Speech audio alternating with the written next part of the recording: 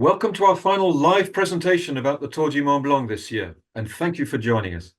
This is Marvin to talk to you about how to get your best result on the day. Let's remind ourselves quickly of the route. It's often referred to as the toughest one-day sportive in the world. The Tour du Mont Blanc covers 330 kilometers and includes 8,300 meters of climbing. These are huge numbers and command serious respect.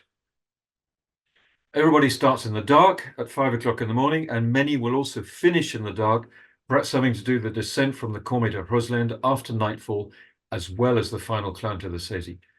The cut-off time to finish is midnight, so all finishers take somewhere between 12 and 19 hours.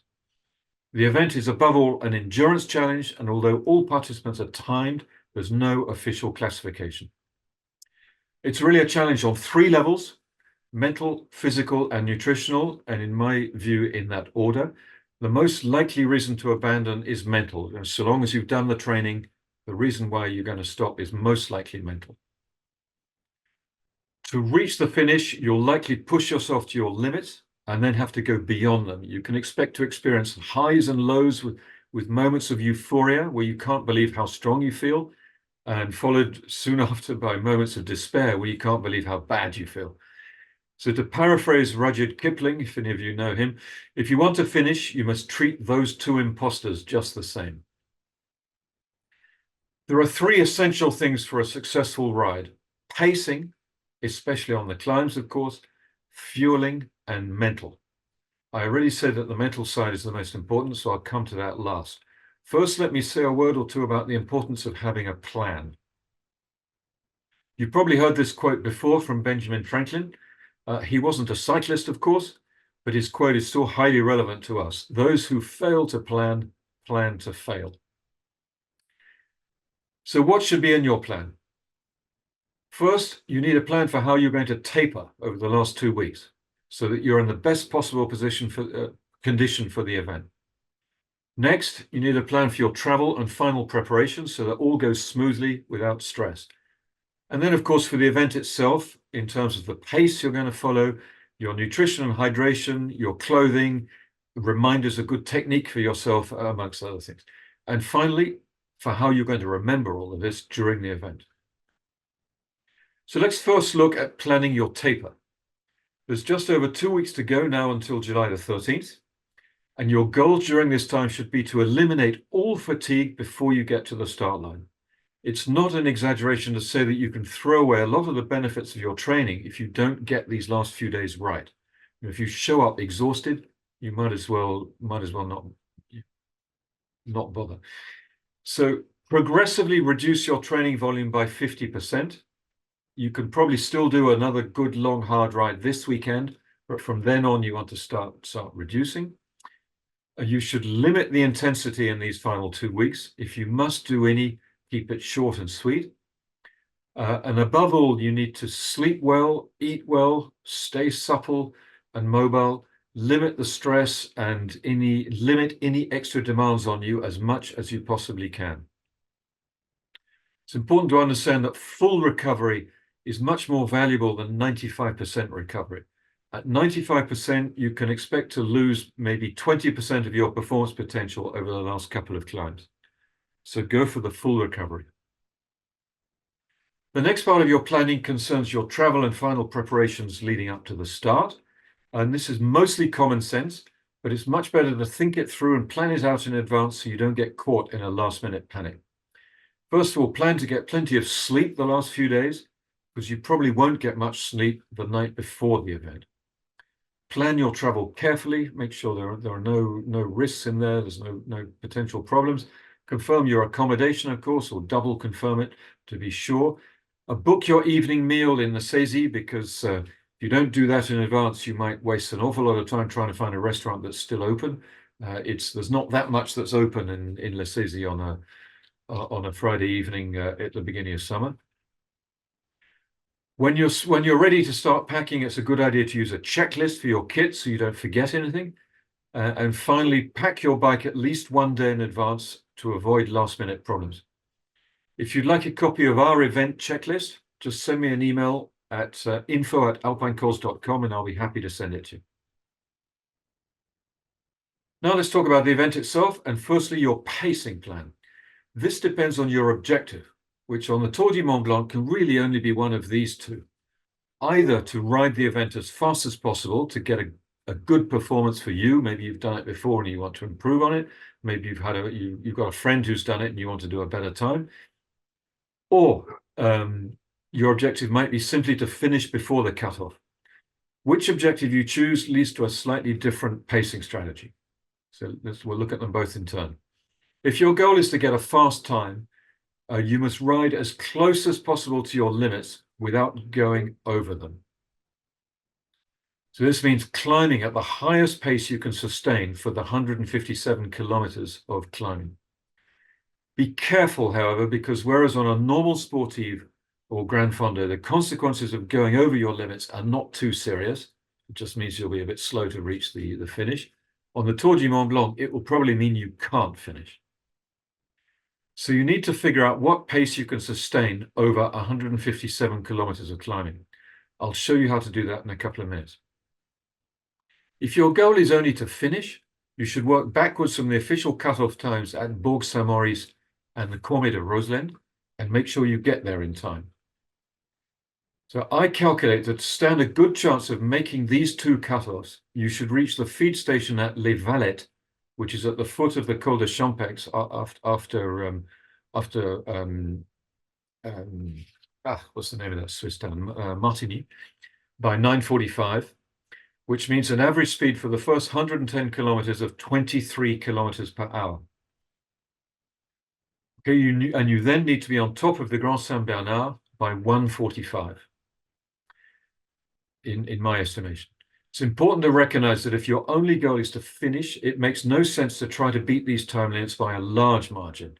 The risk is you go too hard, too early, and are unable to finish. So in my view, it's better to hold back and then finish relatively strong than overdo it at the start and really struggle later. So how do you know which pace is sustainable for you for 157 kilometers of climbing? Well, you need to look at the evidence and not base it on hope. And this is a key point. Miracles don't happen very often, and it's unlikely you'll be much stronger at the Tour du Mont Blanc than you were in training or at other events. So what evidence can you use to determine your pace? The best data comes from your power meter, if you have one. If you don't have a power meter, you can use VAM, which is your vertical speed in elevation meters per hour, which in the absence of wind and at speeds below about 15 kilometers per hour is actually very closely correlated to power. You can find this data on Strava after your ride. The data that's on the screen there is just a screen capture from Strava. Or you can see it in real time if you add VAM, and especially lap VAM, to your bike computer. It jumps around quite a lot, so you want an average VAM over 5-10 seconds, or possibly even 30 seconds. But the most useful is the lap VAM as you get into a decent climb. Then look in your Strava records for the longest possible climbs on your longest training days and see what you did. In the examples here, I took the last 3 climbs on the Tour du Mont Blanc, and I did these respectively at VAMs of 582, 644, and 685. These precise numbers aren't important, of course, because you need to find your own, but it gives you an idea. Now, as well as power and VAM, you can, of course, also use heart rate as an indicator. Heart rate measures how your body is reacting to the loads you're putting on it, but it's less reliable than power or VAM because it's influenced by many other factors such as stress, temperature, caffeine you may have ingested, dehydration, and other things. It's still a useful indicator, but it's not that easy to interpret. And finally, some people are sufficiently in tune with their feelings to get a good result just by feeling the effort, but to get this right takes a huge amount of experience. So let's come back to power and see how you can use the evidence of your past performance to plan your pacing at the Tour du Mont Blanc. The place to start then is your power duration curve and your critical power, or FTP. Here's a personal example from 2022, from just before I had an accident and lost a lot of fitness, unfortunately. My critical power at the time was about 275 watts, so in theory I would have been able to hold this for 50 to 60 minutes. However, this isn't enough time to get up any of the long climbs on the Tour du Mont Blanc, And in any case, I wouldn't be able to repeat it over and over again. So we have to look at other evidence to see what fraction of critical power I might be able to climb at for 10 hours or more. So let's look at what I've done in previous long distance events with a lot of climbing, such as Liège-Bastogne-Liège, the Mallorca 312, some Cinglé rides on Mont Ventoux, the Marmot, the Cols Challenge in Corsica, and of course the Tour du Mont Blanc itself, which I rode in 2021 over 2 days. So those gave me real life data for the average power I was able to sustain on the climbs during those events. To make it relevant for you, you should pay more attention to the final column on the right, which gives the percentage of critical power, or FTP, it's more or less the same, rather than to the actual power numbers, which will vary much more. So note that the climbs on Liège-Bastogne-Liège are all short, and the climbs on the Mallorca 312 are mostly in the first half of the course, which explains why the percentage of critical power is relatively high compared to the others. The most useful data is the last two, the Cols Corsica, which was riding 185 kilometers and almost 4,000 meters of climbing every day for 10 days in a row, and the Tour du Mont Blanc in 2 days, obviously, as well. The problem is it's still a big step up and a leap into the unknown to go from a half TMB to the full TMB distance. So I therefore plan to be conservative and target 60% of my critical power on the climbs. In terms of zones, this is towards the bottom of my zone 2. Unless you're very strong, don't even think of going into zone 3 on the Tour du Mont Blanc. It's really an endurance event, and the endurance zone, zone 2, is the zone where you need to be. So that's how to determine your pace. Look at your own data, search out evidence of what you've actually done, and then make a call on what you think you can do at the event. Let's look now at fueling. Whether you get this right or wrong will also have a massive effect on your performance. The first point is you need to start with a full tank of glycogen in your muscles. You do this by carb loading. There's no need to be obsessive or to make this complicated. Just eat an extra serving of carbs per meal on the Wednesday and Thursday before the event, and then eat normally on Friday. Remember to compensate for the extra calories by eating a bit less fat on these 2 days. So cut down on butter, oil, cheese, fatty meats, and that sort of stuff. If you're eating a lot of pasta, then go easy on the olive oil and the parmesan. During the event itself, you're going to burn somewhere in the region of 8,000 to 10,000 calories. There's no way to consume that amount during the event. There's a simple calculation we'll show you. A bar contains between 100 and 200 calories, so you need to eat at least 50 bars. So it's therefore essential to start with a full tank. I've already mentioned carb loading in the last 3 days. Now you need an early, well-digested, carb-heavy breakfast. This means going to bed as early as possible and then waking up early in the middle of the night to eat again at 2 o'clock, 3 o'clock, and 4 o'clock, which is 3 hours, 2 hours, and then 1 hour before the start. So things I would suggest are 3 hours before you could eat white rice and an omelette, for example, obviously prepared in advance, and you'll be eating it cold, that doesn't matter. You might eat gingerbread or cake or something at 3 o'clock in the morning, and then honey waffles at 4 o'clock in the morning, for example. At this stage, having food inside you is more important than sleep, which is why I mentioned earlier it's important to get plenty of sleep in the nights before and to arrive without stress. The amount you need to consume during the ride itself depends on how good a fat burner you are and how good you and how hard you are riding. So the less your body burns fat when you're climbing, the more carbs you need to consume. Hopefully you've been training for this over the past 6 or 12 months, but wherever you are, it's where you are. So you can't do anything about it now. So current recommendations are to consume a minimum of 60 grams and up to 100 grams of carbs from the start. The actual amount you can consume during the event depends on what you're used to doing in training. Don't attempt to increase it dramatically on the day because you just won't be able to. But do see 60 grams per hour as the minimum. You can see here the amount of carbs in a bottle of energy drink, a gel, an energy bar, or a banana. And by chance, they all fall roughly around 30 grams. So to keep things simple, you just need to think about consuming at least 2 items per hour and up to 4 if you're riding hard and if you've been training for it and you know you can handle that much. The important thing is never drop behind, never skip a feed. Here are a few more tips on fueling at the Tour du Mont Blanc. Carry as much as possible with you from the start for 2 reasons. 1, you know what you've got and you won't be surprised by something that doesn't agree with you. And 2, you save an awful lot of time by only needing to pick up water at the feed stations. 2, test everything in advance. You don't want to be surprised en route by something which doesn't work for you. 3, avoid dry and crumbly bars because they tend to stick in your throat and maybe go down the wrong way, and that's awful when you're going up a steep climb.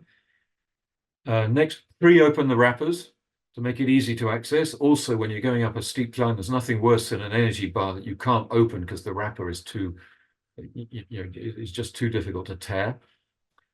And then finally, just make sure you eat little and often. It's better to eat every 15 minutes, quarter or half of a bar than 1 whole bar every hour, for example. Here's the full list of feed stations with the details of what's usually available. So at the first 2, there's fruit, usually bananas and oranges, with biscuits and energy bars. And then at the following stations, they add things like salami, cheese, bread, and even pasta. So it's great. There's some salty stuff as well.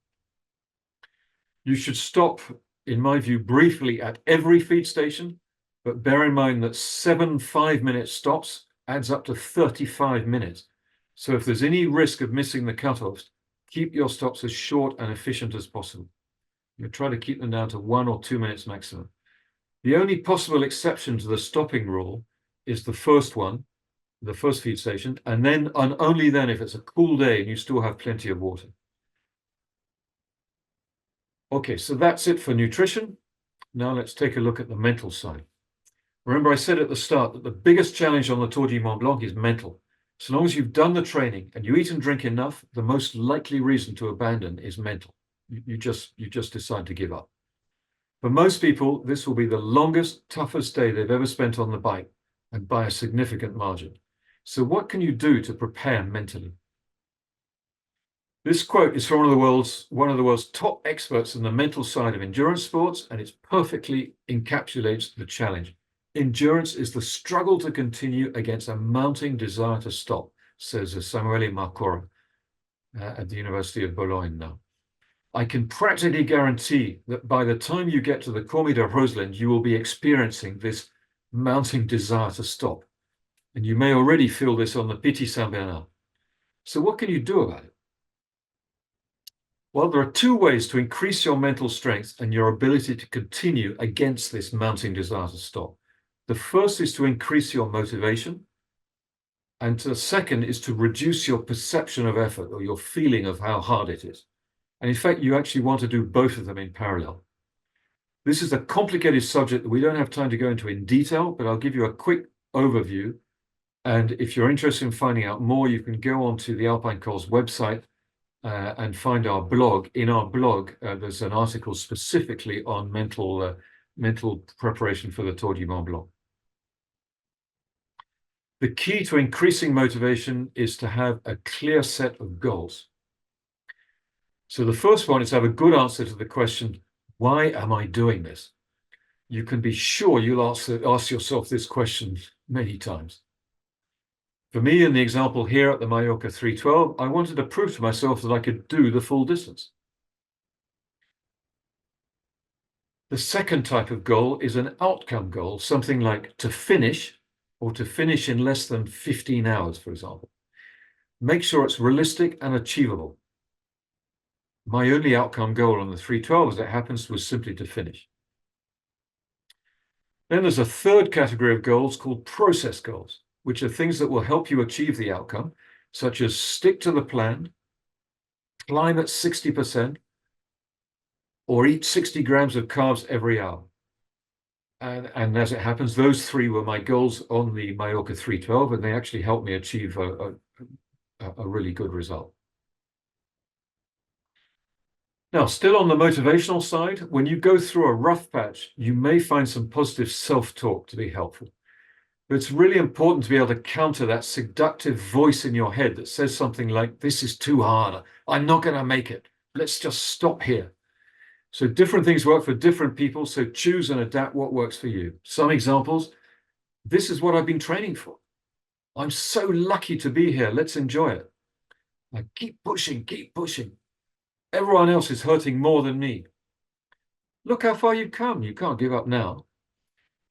But taking the event as a whole can be overwhelming. So it can be very helpful to break down the whole event into sections, climb by climb. So when things get really bad, I can get to the top of this climb, or even I can get to the next corner. And then when you get to the next corner, you say to yourself again, well, I can get to the next corner. And you just carry on like that. Another category of positive self-talk is instructional, where you tell yourself what to do.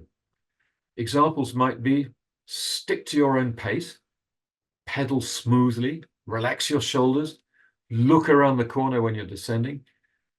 And last but not least, there's visualization, and seeing yourself at the summit of the current climb or even at the finish can be a powerful motivator and reason to keep going. Now let's talk about how to reduce the feeling of effort. This is important because the easier it feels, the longer you can keep going. One of the best ways is to distract your mind from the feeling, which basically means thinking about something else. So crowd out that feeling of effort and pain in your legs. So here are a few examples of how to do that, and just pick what works for you. You can try them all at different times. So you can relive a memory to take yourself somewhere else. You can think about your future plans, whether it's to do with cycling or your holiday or whatever it may be. You can just look around and enjoy the scenery. You can focus very intently on the rider just in front, or on his wheel hub or something. You can count your pedal strokes, maybe in a foreign language. You can recite poetry. You can sing. You can sing yourself a song or recite mantras, or just let your mind go blank and think of nothing at all, like in a mindful meditation. There are several more tips I can give you for reducing the perception of effort. The first one, it looks like a joke, but it's not. Smile, because that reduces endorphins. It releases endorphins, I should say, and it makes you feel better. Endorphins are the body's natural painkiller. Relax yourself, especially your upper body and your shoulders, which is a good thing to do anyway when you're climbing. Take a caffeine gel, that reduces the feeling of effort as well. If you have a lucky charm and it means something to you, take your lucky charm with you. And then our often visualization, once again, used in a different context here, you can use it here to feel better.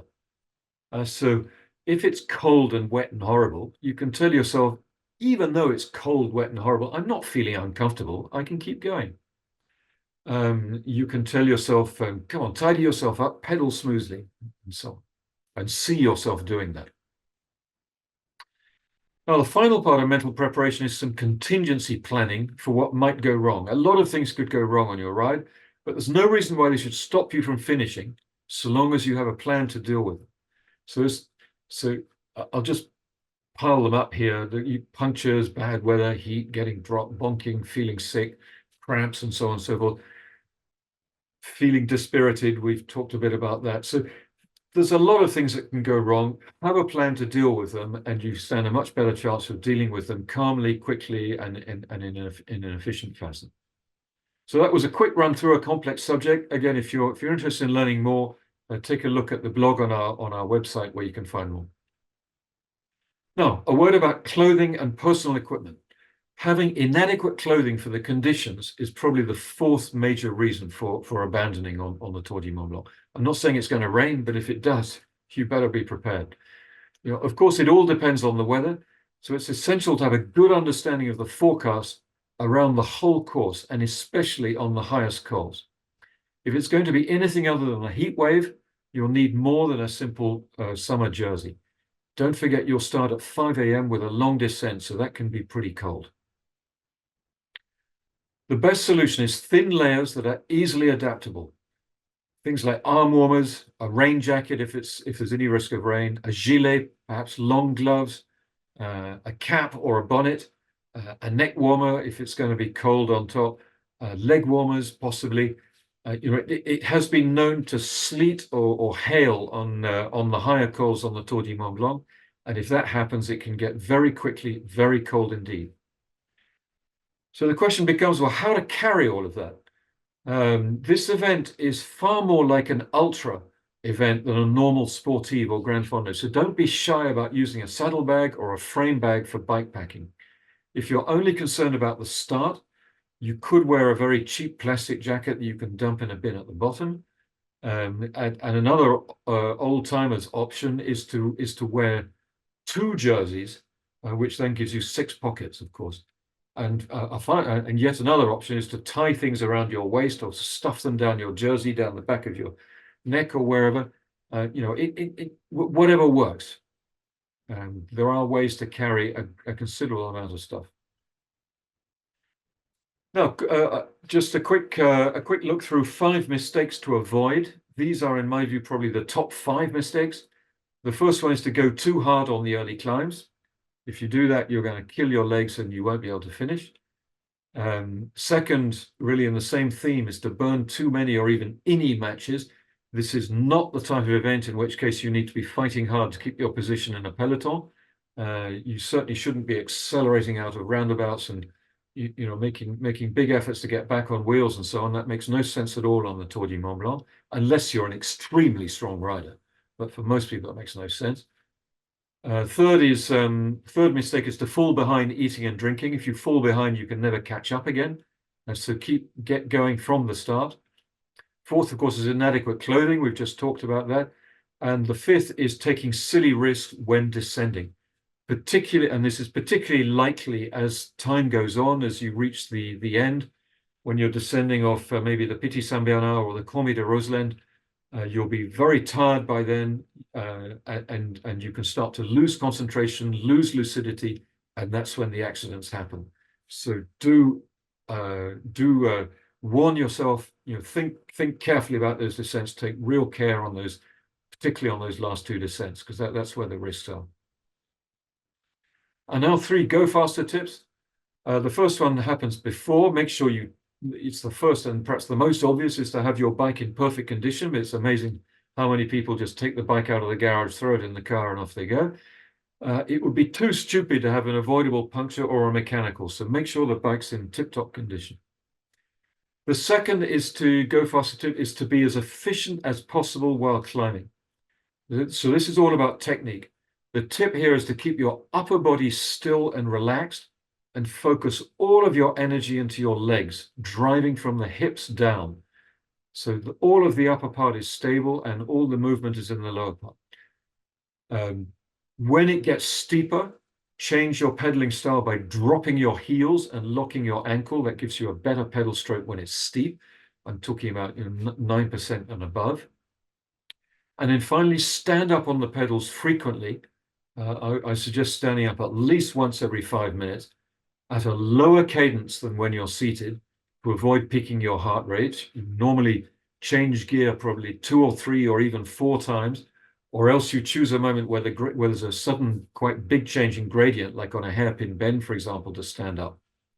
The point is you want to avoid peaking your heart rate, and it should feel like a rest when you stand up. When you get it right, it feels like a rest. It feels like a little bit of recovery because you're changing your muscle recruitment patterns and pedaling in a different way. And the third go faster tip sounds a bit silly, but pedal downhill whenever it's safe to do so, obviously. There are times when you're going too fast and it makes no sense. But if you're on a gentle descent or anything less than 5%, pedal. For very little energy, you get extra speed that's almost free because there's very little energy. And above all, you keep your blood flowing, which avoids stiffening your legs up and perhaps causing cramps on the next climb. So pedal downhill, everywhere unless it's very steep. Now let's bring all this together in a plan. Remember that failing to plan is planning to fail. In this chart here, I've worked out estimated times to arrive at each feed station based upon two possible target ride times: 16 hours to finish at 9 o'clock, or 19 hours to finish just inside the time limit at midnight. In the first case, for example, you need to be on the Col de Grand Saint-Bernard at 12:30, according to my calculations. Whereas in the second case, you only need to be there by 13:43. So you've got another almost an hour and a quarter in hand. The respective power numbers for 16 hours and for 19 hours are, in terms of watt per kilo, 2.7 and 2.2. I reckon that if you've got a watt per kilo of less than 2.2, you probably can't finish the Tour du Mont Blanc. I think that's the... And obviously, this is not calculated on your FTP. This is calculated on the climbs. You need to be able to do all the climbs at an average watt per kilo of 2.2. Okay, and the corresponding vans are 755 vertical meters per hour to finish in 16 hours and 605 to finish in 19 hours. Now, in calculating all of that, I've taken a fairly conservative descending speed to calculate the speed on the descents, or the time on the descents rather, to allow a little bit of margin. Now, working that out then in terms of individuals, if you weigh 70 kilograms, you should be able to finish, if you average all the climbs, at about 154 watts. And if you weigh 80 kilograms, you'll need to average about 176 watts to finish. Okay, so those are averages on all the climbs. Now here's an example plan to finish in 16 hours. The key parts of the plan include pace. So under pace, I put ride my own pace from start to finish. So I let everybody go if they want to go faster than me at the start. Make all the climbs in low zone 2 at 2.7 watts per kilogram, VAM of 750. So that's a low endurance pace. If anything left, increase progressively on the final climb and descend fast but safely, as we mentioned earlier, maintaining concentration. Second part of the plan concerns nutrition. So consume a minimum of 60 grams per hour from start to finish, with something every 15 minutes. Stop at all the feed stations, but for the least time possible.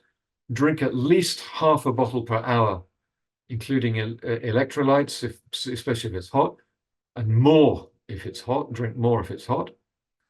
On the mental side, be mentally prepared for 2 or 3 rough patches to get through.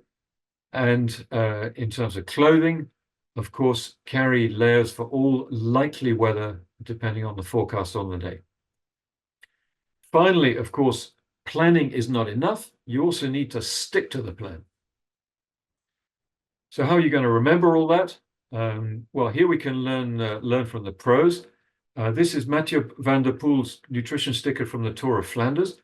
The plan for him was to consume upwards of 100 grams of carbs per hour through the tour. On that sticker, the circles represent rice cakes, the rectangles are energy bars, the gel icons are gels, obviously, and the bottles are bottles of energy drink. So you can copy this idea and create something similar for yourself for the Tour du Mont Blanc. I think that's an excellent thing to do. So that's it from me this evening. If you follow the tips I've given you, you should be able to get your best possible results on the day. If you found this helpful or would like to know more about what we do, please check out our website, www.alpinecols.com. We do, by the way, have a few places left on our Tour of Provence in September, if you're interested. You can contact us anytime for one-on-one coaching. We're working with people at every level, and for events ranging from the Étape du Tour to the Marmotte, to the Tour du Mont Blanc, to the Grand Fondo World Championships, as well as for triathlons. So contact us anytime if you're interested. Questions to info@alpinecols.com. Thank you very much for listening.